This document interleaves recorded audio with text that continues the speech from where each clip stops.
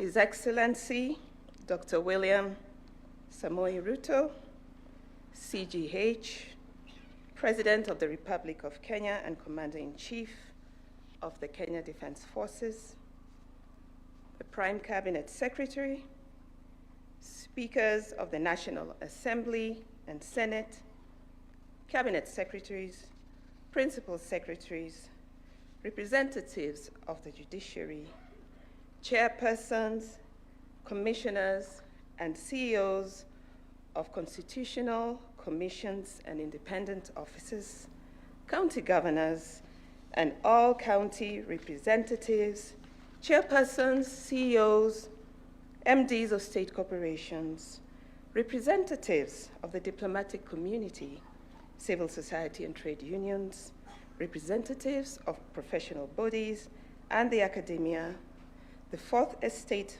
members, distinguished ladies and gentlemen, good morning.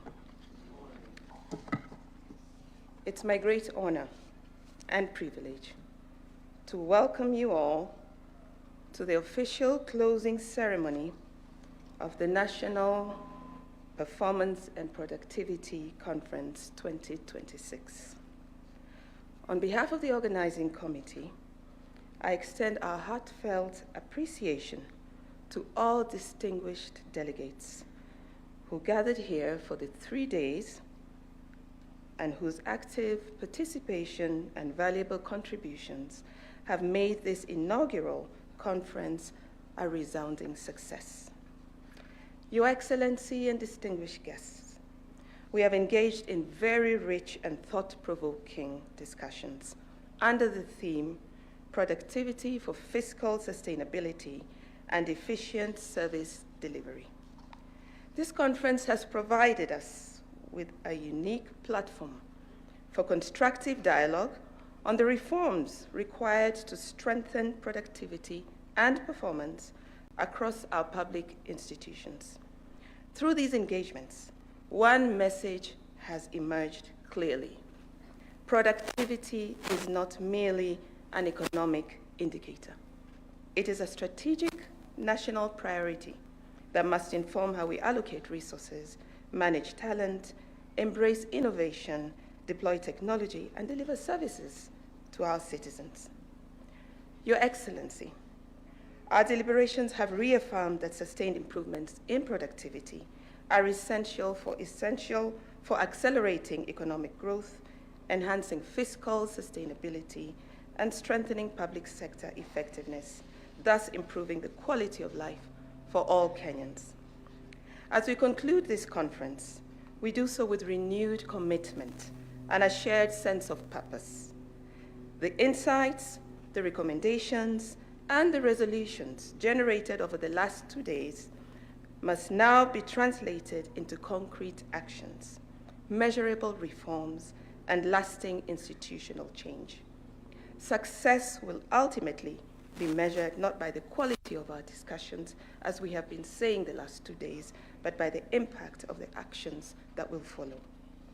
Your Excellency, your presence at this closing ceremony greatly honors us and reflects the high priority that your administration places on public sector transformation, productivity, and enhancement, as well as national competitiveness. Under your leadership, the government of Kenya has consistently championed efficient service delivery, accountability, innovation, value for money, and results-oriented governance as key drivers of Kenya's socio-economic transformation. And these principles continue to guide reforms aimed at building a productive, responsive, and citizen-centered public service. We're therefore deeply privileged, Your Excellency, and grateful for your participation in this important national conversation. Indeed, we appreciate how busy your schedule has been this week. Distinguished delegates, the highlight of this morning's program was to be a high-level panel session. However, we will now move to receiving the resolutions that have come up over the last 2 days and a little bit of this morning. And we're particularly honored that it will be presented by none other than the Salaries and Remuneration Chairperson. So at this moment, I take the opportunity to welcome you all, and I wish you all a very good morning. Thank you.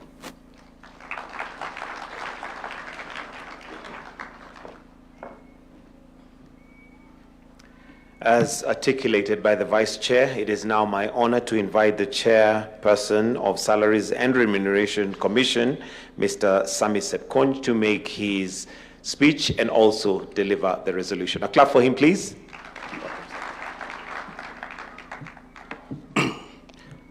Your Excellency, the President of the Republic of Kenya and Commander-in-Chief of Kenya's Defense Forces, please allow me to write on the protocols already established in the interest of time so that I can go straight and be productive in management of time.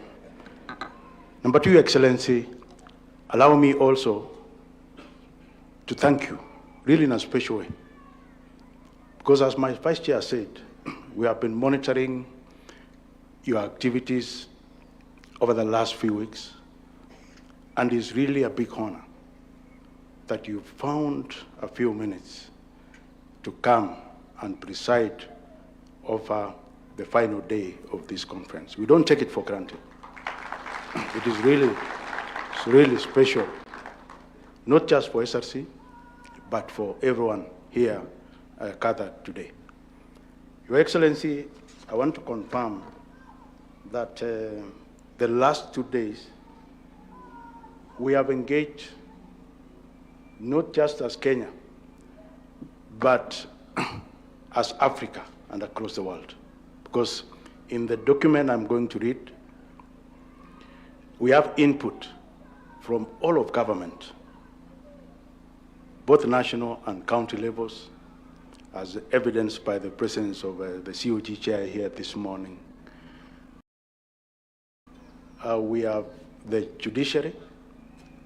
Just that they were having another conference, but they have dedicated Justice Sichale, who has been with us all the 3 days. We have Parliament. Speaker of Parliament, Kingi, was here a few minutes back. We have the private sector. FKE was here. We have KOTU. You are still here, Macharia. We have KOTU, represented by SG Okwaro, my friend. So we have people from Ghana, we have people from Ethiopia, we have OECD who are here with us, represented at a very high level. We had JICA yesterday, we had UK. So this is really a conference that has drawn input from all over the world. And this team here is represented at the highest level of their institutions. And over the last 2 days, I want to confirm, Your Excellency, that they have been productive. I say that because I'm going to read the suggested resolutions that they have come up with. Based on their conversation, we've distilled into key resolutions, which I'll read quickly. These are proposals which we are making to you so that you guide us on the way forward as the Chief Executive Officer of this country. Without further ado, Your Excellency, allow me to proceed to read the resolutions that have come out of our deliberations over the last 2 days. Resolution 1, Your Excellency, we undertake to accelerate policy, legislative, institutional, and administrative reforms to mainstream productivity in the public service. This is because we realize that there are some gaps that we need to fill so that productivity is embedded as and mainstreamed in national service. Your Excellency, resolution number 2 is that we link compensation and career progression to productivity, and performance. This is something that has been missing in our structures, and we've resolved that all public sector compensation systems shall progressively transition from automatic salary progression, and also career progression should be tied to productivity and performance-based remuneration. That's variable pay for ministries, departments, and agencies at both national and county governments. The implementation of the framework shall be leveraged on the increase of an annual labor productivity growth from the current 1.38%, that's where we are at the moment, to at least 20% by the end of the financial year 2026-2027. Resolution number 3 is to transform performance contracting, that is the system we have now, into performance and productivity contracting.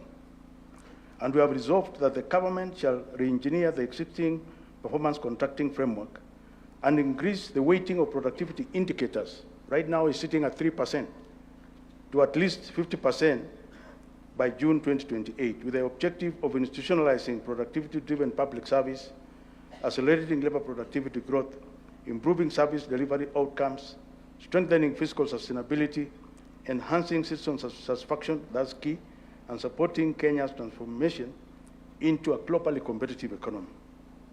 Resolution number 4 is to build a productive, values-driven, and high-performance public service. And we resolve that all public institutions shall strengthen human capital development organizational cultures so that we have interventions to improve compliance with not only constitutional values and principles from the current index of 46.5, and we are targeting 75% by June 2028. Resolution number 5 is to strengthen domestic revenue mobilization and resource utilization efficiency. In this resolution, we resolve to improve productivity that must be accompanied by enhanced domestic revenue generation and mobilization at both national and county government levels. And when we have the resources, to have prudent utilization of these resources. And we are suggesting that we increase the revenue to GDP ratio from the current 14.6% to at least 20% by June 2028. We have been informed, Your Excellency, that the East African target is 25%, but we want to move there gradually because we've realized that revenue generation is key in this productivity agenda. Resolution number 6 is to accelerate digital transformation for productivity and service excellence. And we had the privilege of hearing from the Minister of ICT and also we had a case study from Murang'a County to see how productivity has been mainstreamed, and we found out that we can do it. We can do it here in Kenya. And therefore, we resolved that digital transformation and business process reengineering shall be accelerated across government to eliminate inefficiencies, improve service delivery, and increase productivity as an enabler. The conference further resolves that government shall fully automate and digitize public services 100% and internal operations to improve productivity, efficiency, transparency, and citizen experience. Resolution number 7, which is the last, is that we establish a national productivity and performance governance and financing framework. And we resolve that sustainable productivity growth requires coordinated action across government, all levels and all arms, including constitutional commissions and independent offices. It includes development partners who have been so gracious, they are here with us, Your Excellency, academia, all the professors and the leadership of universities are here with us, all professional bodies, private sector who have really supported us, and civil society organizations who are present in this conference. The conference further resolves that a permanent governance, coordination, monitoring, and financing framework shall be established to oversee the implementation of the National Productivity Reform Agenda. Your Excellency, we realized yesterday that it is not for lack of ideas that productivity in Kenya is at the level where it is. The issue that we have is that we are not implementing the good ideas that these people in Kenya have. Therefore, we have suggested that we commit to institutionalizing the National Productivity and Performance Conference as an annual national accountability platform for the next ones now, for reviewing progress, sharing best practices, recognizing excellence, mobilizing partnerships, and renewing national commitment towards productivity-led growth and public sector transformation.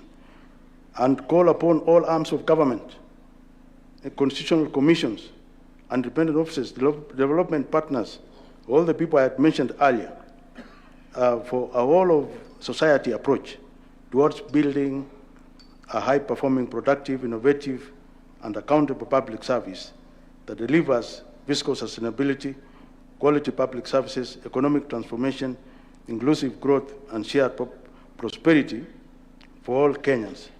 In fact, Your Excellency, Brother Okwaro made us laugh in the morning when he said productivity should not just be in the workplace, it should be everywhere, including at home. So this is why we are calling it a whole of society approach. And Your Excellency, that is what we've come with in the last 2 days. And allow me now, Your Excellency, to make one request as the convener of this conference and the chair of the multi-agency steering committee, and most of them are, actually all of them are here, that we invite you, Your Excellency, to be the Chief Productivity Officer for Kenya. Thank you. May God bless you.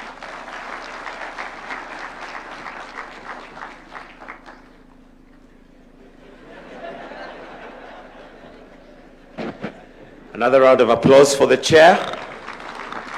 And Your Excellency, talking of productivity, I don't know what he meant by productivity at home, but I'm sure the weather has something to contribute towards being very productive at home. It is now my honor, Your Excellency, to invite the Prime Cabinet Secretary, Honorable Dr. Musalia Mudavadi, to come and make his remarks, and in turn invite His Excellency the President. Why don't we welcome him with a clap? Welcome, sir. Your Excellency, the President of the Republic of Kenya, Honorable William Samoei Ruto, the Chair of the Salaries and Review Commission, and the entire team that has been participating in this process, Chair of the Council of Governors, distinguished ladies and gentlemen, and my colleagues. Your Excellency, I'll just go straight into the issues because the resolutions are very explicit, very solid, and very thorough. I just want to remind you of one statement that you normally make. Let us not make peace with mediocrity. This is one persistent statement you have been making repeatedly. Now, that is a loaded statement. The question is, have we as Kenyans made peace with laziness? Have we as Kenyans made peace with low productivity? Have we as Kenyans been rewarding non-performers? So what culture have we built? What we hope to achieve with this, Mr. President, is a situation where the public can make sense of the performance of the entire public service. We must break away the notion that is sometimes carried that a promotion has been parachuted to a particular individual. Is that promotion truly earned? Your Excellency, on one of the issues that we'll do towards the end is to present the results of performance contracting that are due. However, I'm a little bit nervous on this one, Your Excellency, because in these very premises, we had talked of bringing the legislation to entrench and give legal foundation to performance contracting. Our process of public participation has taken forever. This law is now about ready to go to Parliament. So the next thing I hope, Mr. President, we can bring to you will not be the results of performance contracting, but will bring to you the legal instrument, the legislation that will have been approved by Kenyans to entrench performance contracting, and indeed now the issue of productivity, so that it is one law that can be an instrument that obligates all of us to do what is right for the Kenyan and to do what is right for our country. This, Mr. President, is the commitment that I would want to make so that I can be more productive at that time, as opposed to just giving you the results of performance contracting. I think we need to go a notch higher. So with those remarks, ladies and gentlemen, it is my singular honor to bring to the podium His Excellency, the President of the Republic of Kenya, to address us. Thank you.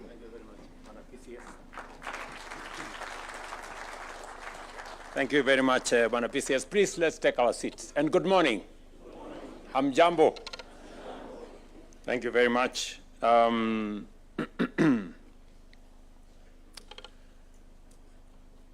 Distinguished guests, ladies and gentlemen, I am delighted to be part of our first ever National Productivity and Performance Conference. We meet at a very defining moment. We are advancing the bottom-up economic transformation agenda in a challenging period, characterized by fiscal constraints, rising expectations, rapid technological change, and fierce global competition. In such times, business as usual is no option. That is why the theme, productivity for fiscal sustainability and service excellence, is more than a statement. It is our growth charter. For 3 days, national and county governments, industry, labor, academia, and international experts have sat together around the conviction that Kenya must build a public service that does not merely function, but one that also performs and delivers. For too long, we have focused the wrong metrics. We counted hours at the desk instead of value at the door. We rewarded the officer who stayed late, not the office that delivered. We mistook motion for progress and presence for performance. That era must get behind us. The public service of Kenya should reward results, not routine. Impact, not attendance. We must stop measuring time spent and start measuring value created. What matters is not how long a public servant sits at the desk, but how much difference that public servants make in the life of a citizen. Let us raise the bar of our ambition. And as Musalia said, I have consistently said that for us to make progress, we must not continue to make peace with mediocrity. It is our greatest undoing.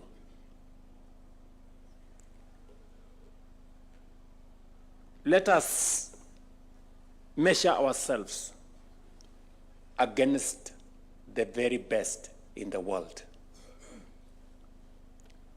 The world's most productive economies are not those with the biggest budgets or the most resources.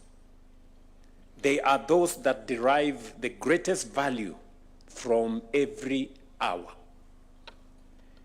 Data from the Organization of Economic Cooperation and Development, and their representative is right here with us, puts the average worker in advanced economies at about $59 or 7,600 Kenya shillings of output per hour. In Norway, for example, and I was there a few days ago, and in Ireland, it exceeds $100. That is 13,000 shillings per hour. In Singapore, a nation with no oil, no gold, and scarcely any land to speak of, productivity now runs higher than that of the United States. The lesson is simple. Prosperity is not what you possess. It is what you produce. I hope somebody is listening. And prosperity, history teaches us, can be built within a single generation. In the late 1950s, the nations of Africa and the nations of East Asia stood at a similar starting point. Ghana, then the richest country in sub-Saharan Africa, had an income nearly identical to a war-scarred South Korea. One lifetime later, Korea's output has grown tenfold.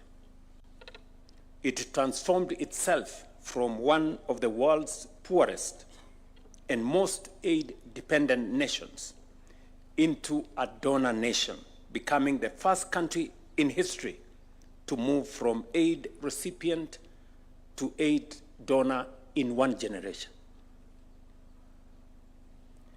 What separated them was not resources. Ghana, and indeed Africa, had more gold, cocoa, and fertile land. What separated them was human capital and productivity. Korea invested relentlessly in its people and converted that investment into value. I have been to Korea twice in my presidency, so I know what I'm talking about. And 2 days ago, I had a long chat with the president of Korea. The Korea story is not merely a lesson from history. It is a mirror held up to every developing nation, including ours.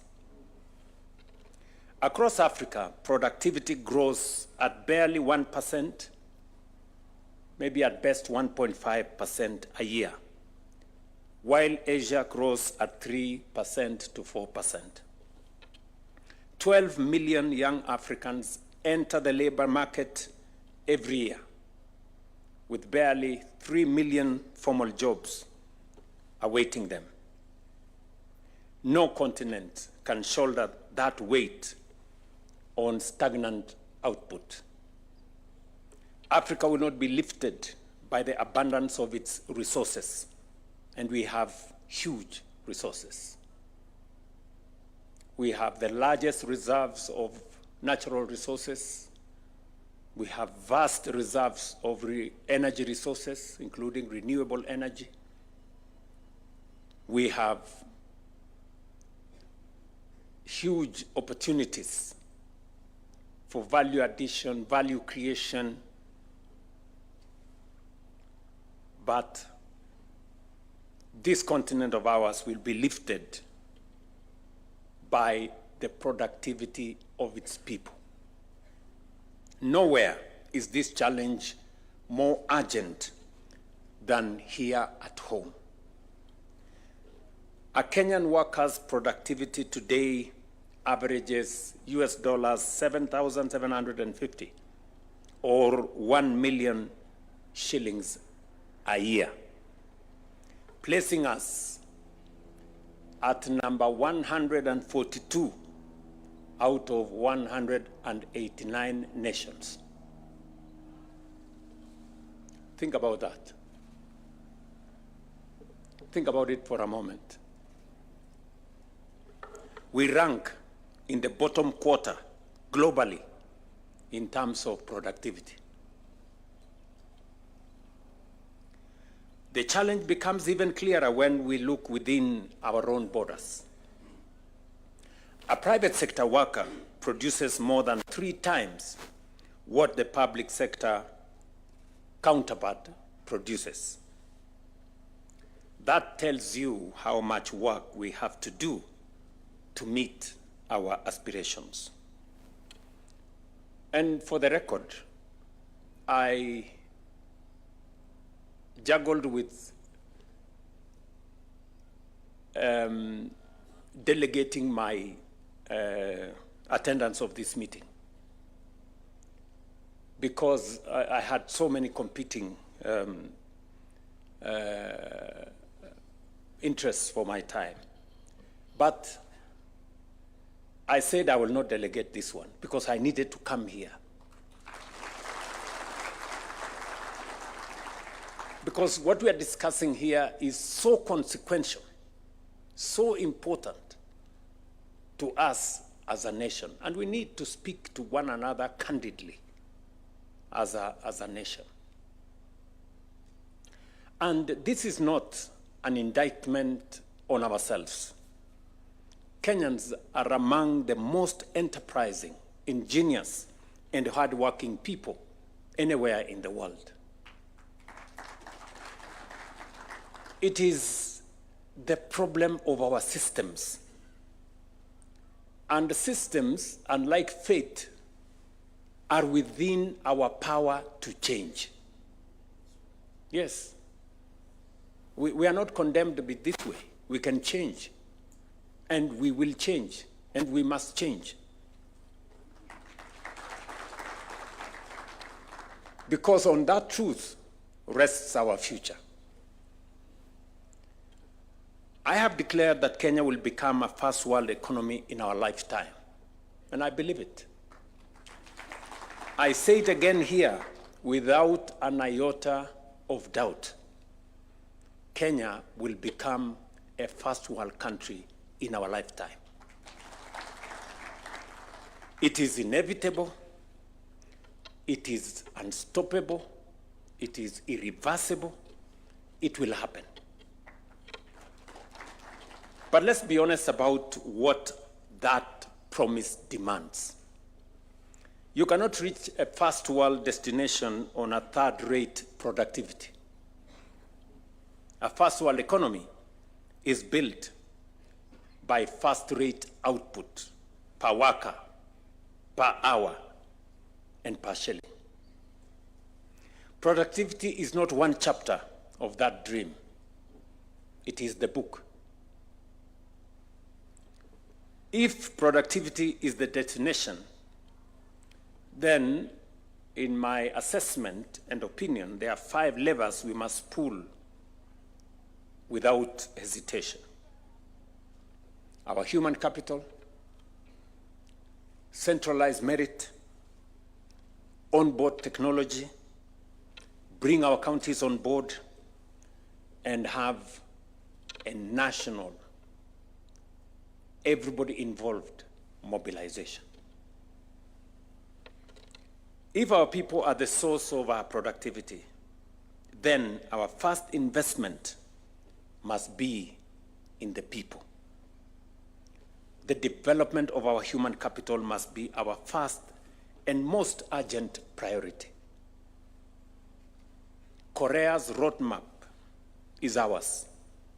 A nation rises no higher than the skill, the discipline, and the diligence of its workforce. And it is the reason why we have invested so heavily in our human capital in the last 3 years. When I asked the Presidential Working Party to look at our education, we were very clear that there were 4 gaps. We didn't have enough teachers, we didn't have enough classrooms, we had a faulty funding model, and we needed to do more research. I see the CEO of TSC is here. She will tell you we have hired 100,000 teachers in the last 3 years, the highest in Kenya's history. And it was not by accident, it was deliberate. We have increased our funding to education from 500 billion Kenya shillings 3 years ago. In this budget, it is 784 billion. Again, it is not by accident, it is deliberate. We have built 23,000 new classrooms, and we are now on course building 1,600 laboratories for our schools. We have increased the budget for our Higher Education Loans Board to enable more students stay in our colleges and in our universities from 15 billion in 2022 to 56 billion this year. So, and I have recently started a new State Department under the Prime Cabinet Secretary's office on research, innovation, science, because we need to develop the highest quality of human capital to power our development. This must be deliberate. And I wanted to say this in this gathering. We must develop, we must have the best human capital. And then we must demand of that human capital productivity.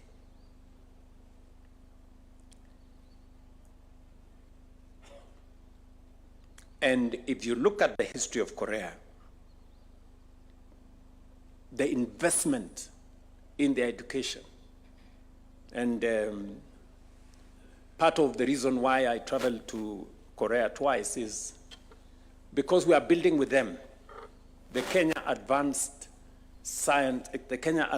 Institute of Science and Technology in Concert Technopolis, a university that I chartered a month ago that is going to work on some of our very specific science, technology, and innovation areas to be able to sharpen our human capital. We've done the same with Kemri, and we are identifying some special universities that are going to work with us on specialized fields for us to make sure that we have the men and the women that have the intellectual capacity for our future. We must therefore focus not only on the quantity of education, but more importantly, on its quality. We must build a workforce equipped with the skills, knowledge, and adaptability required for the jobs of tomorrow. Equally important, those already in employment must have opportunities for continuous reskilling and upskilling to remain competitive in what is now, and we all know, a very rapidly changing environment. We must restore merit to the heart of public service. It is our expectation that all public service recruitment commissions to hire on merit, fairness, and transparency, so that only the most competent get the opportunity to serve. Promotion at work must be based on demonstrated results, never on mere longevity. Let advancement be the consequence of contribution. To entrench this culture across the public service, I task the Public Service Commission to ensure that the values enshrined in Article 10 and 232 of the Constitution become the living standard of every public office. We will reward performers and innovators, and we will sanction non-performers without apology. Technology will be our multiplier. Artificial intelligence, automation, and data are rewriting how value is created, and Kenya will not be a spectator in that space.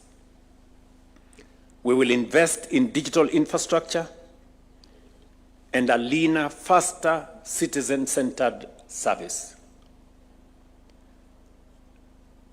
2 days ago, I had interaction with the owner of AI, artificial intelligence, and ChatGPT, whatever it's called. And I asked him a question, because it's now documented that Kenyans are the number one. Kenya is the number one country in the use of social media in the world. In the world. Every Kenyan spends 4 hours and 13 minutes every day on social media. So I was asking this good man, what have you done to my people?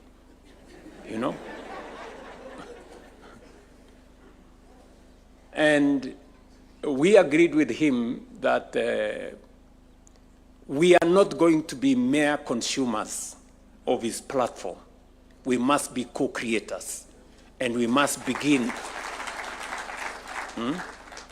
as a country to appropriate the space around technology and how we can use it for commerce, for learning, for delivery of public service, for agriculture, for trade, for investment, not just for all the other things that social media present. But while technology may accelerate performance, culture sustains it. Technology serves people. It does not replace them. That is why we will embed Kaizen, the discipline of continuous improvement at every level, built on a singular question: how can we do better today than we did yesterday? This movement must reach the counties where the services citizens need most, including health, water, agriculture, and healthy childhood education are delivered.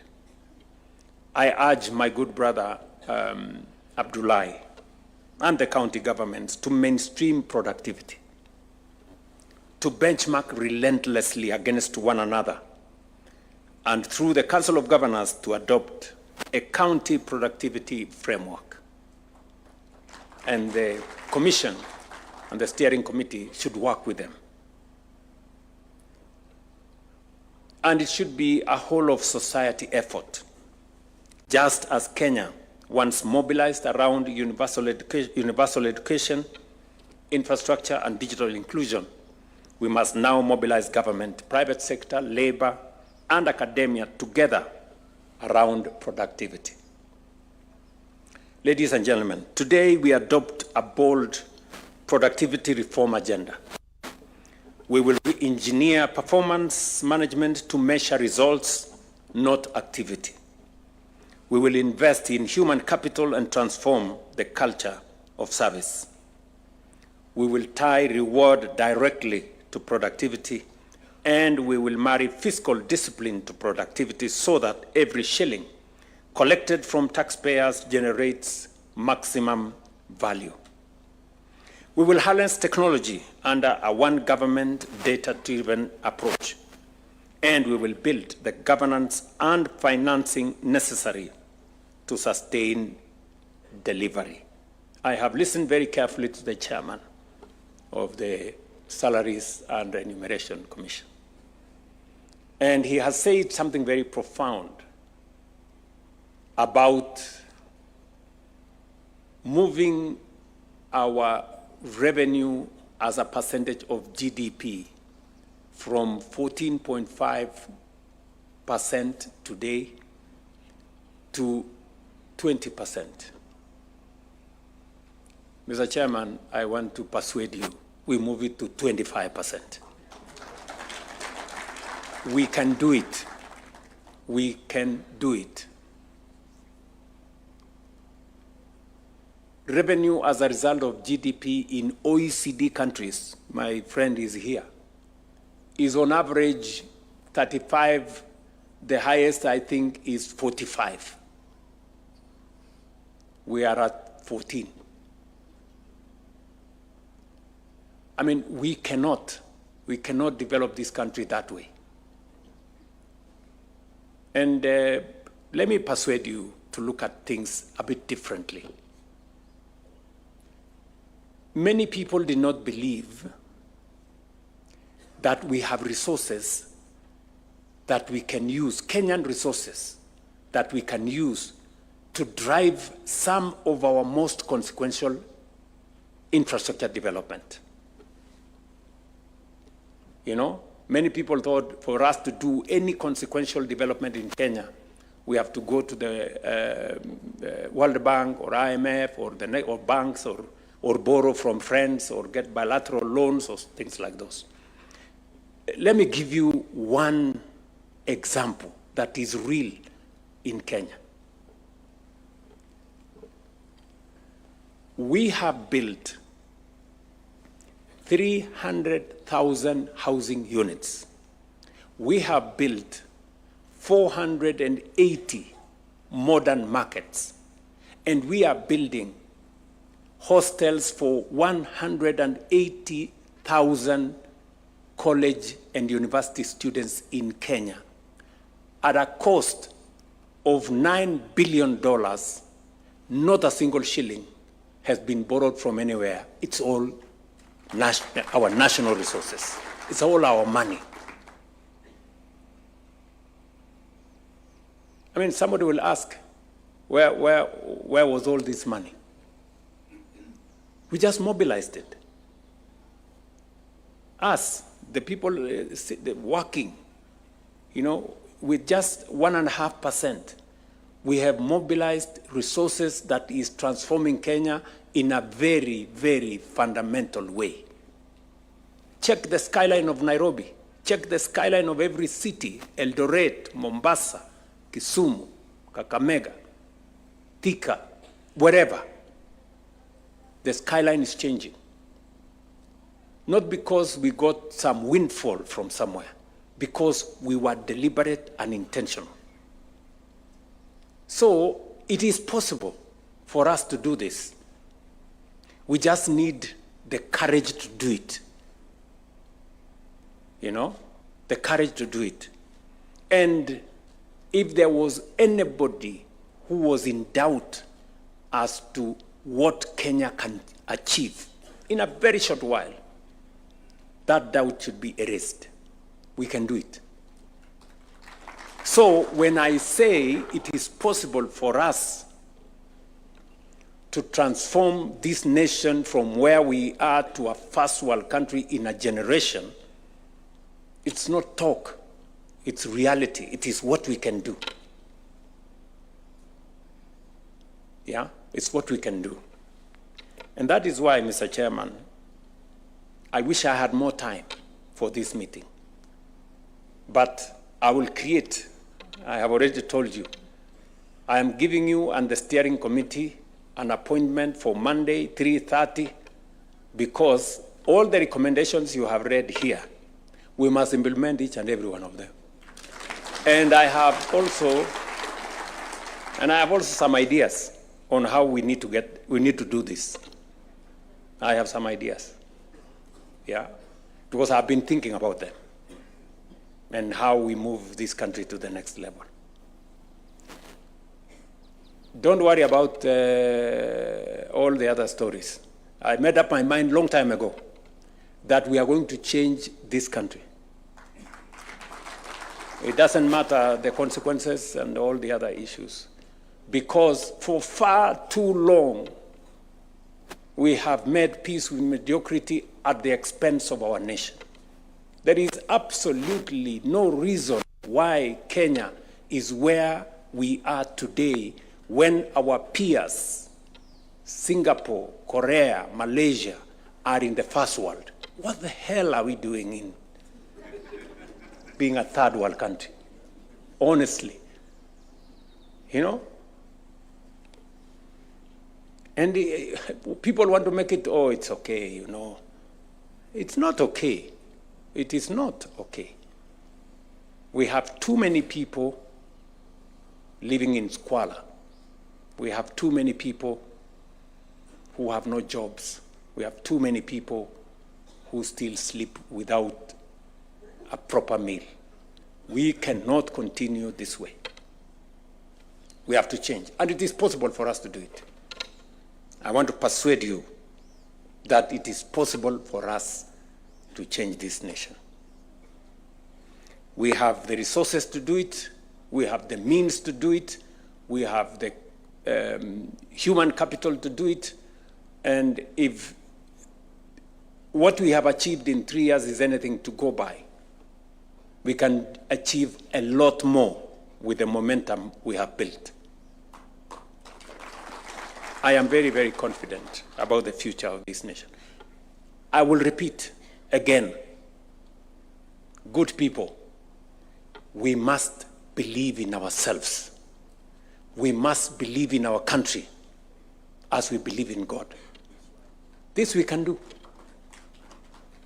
You know, there are very many people who don't believe in our country. They believe in something I don't know where. You know, you find people very negative about Kenya. And they are Kenyans.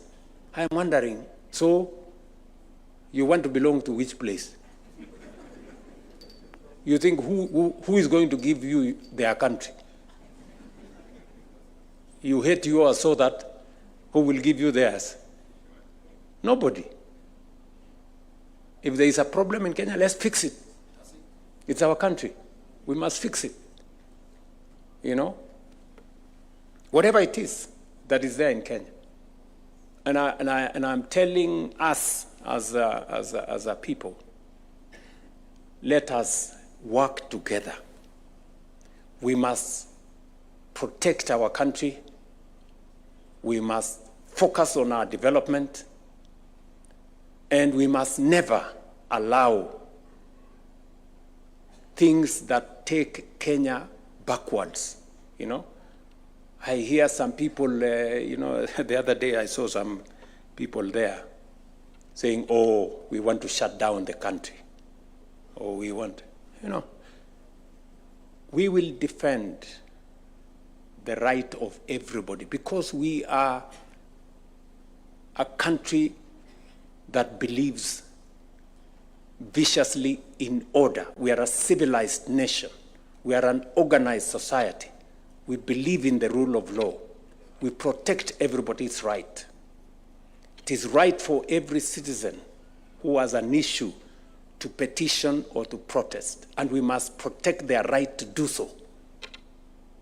We must also protect the right of our children to go to school and learn, and our farmers to go to the farms and produce food so that we don't sleep hungry. And the business people, we must protect them to go to work, to do business. We must protect every worker to go to work so that we can raise our productivity. So we must protect the right of everybody so that we have a functioning, civilized, orderly, democratic, constitutional nation. And we are going to do it together. The public service, the legislature, constitutional commissions, our judiciary, the executive, and on that mission of protecting the rights of everybody, I will lead that charge. I will be right at the forefront. Yeah, because that's how we keep our nation as to what it is. And the one thing that is not going to happen is that people will be mobilized to destroy property or to cause chaos or mayhem. That will not happen. Children will go to school because it's their right to go to school. Workers will go to work because that's how we raise the productivity of our nation. And businesses will go open their businesses and grow our economy. And farmers too, and everybody, so that we can take the nation forward. The distance between where we stand today and where we aspire to be will not be measured by time. It will be measured by productivity.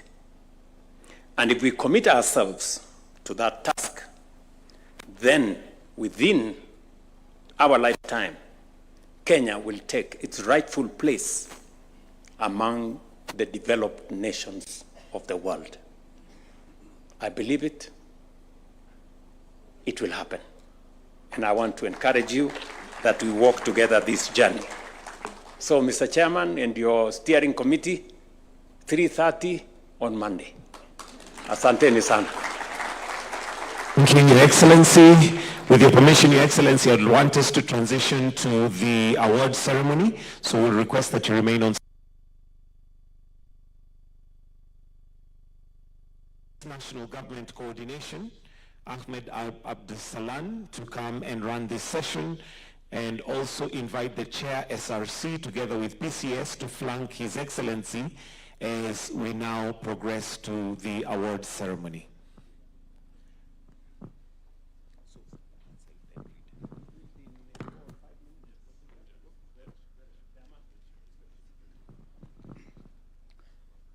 And we will take the shortest time possible. I think the way to go now is build our country. Let's all say, yes, we can. Yes, we can. Thank you so much. Thank you, Your Excellency. Without taking a lot of time, I will proceed to the next session. And Your Excellency, we have already issued most of the awards. And we will now take this opportunity to award the best ministry in performance contracting, which is Ministry of Defense. I will request the CS to come forward.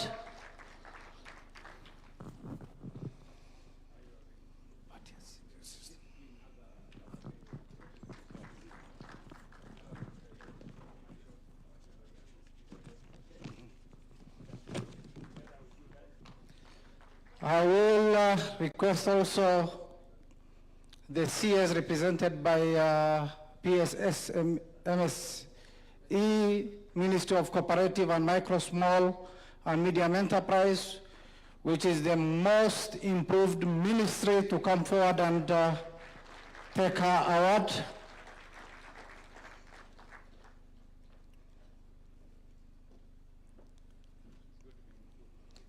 Thank you so much. I will request State Corporation and State Corporations Productivity Award, Kenya Institute of Curriculum Development being the best state corporation to come forward. CEO with the PS as well. If the PS is here, please.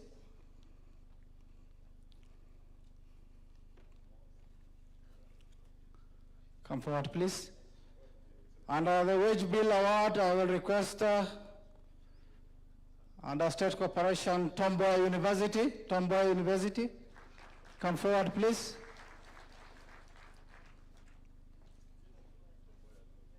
Tomboya University.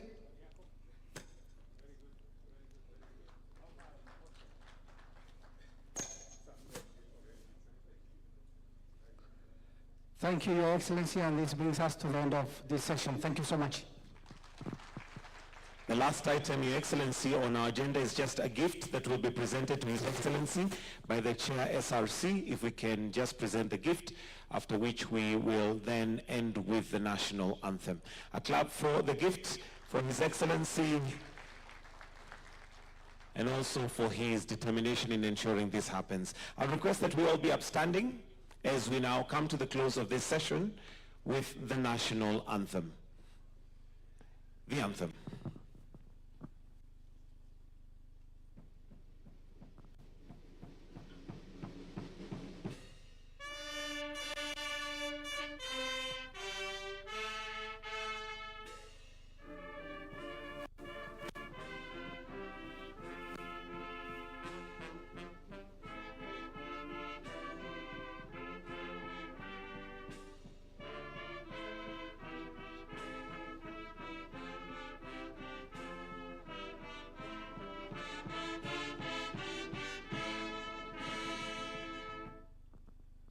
We'll allow His Excellency to now exit at his own pleasure as we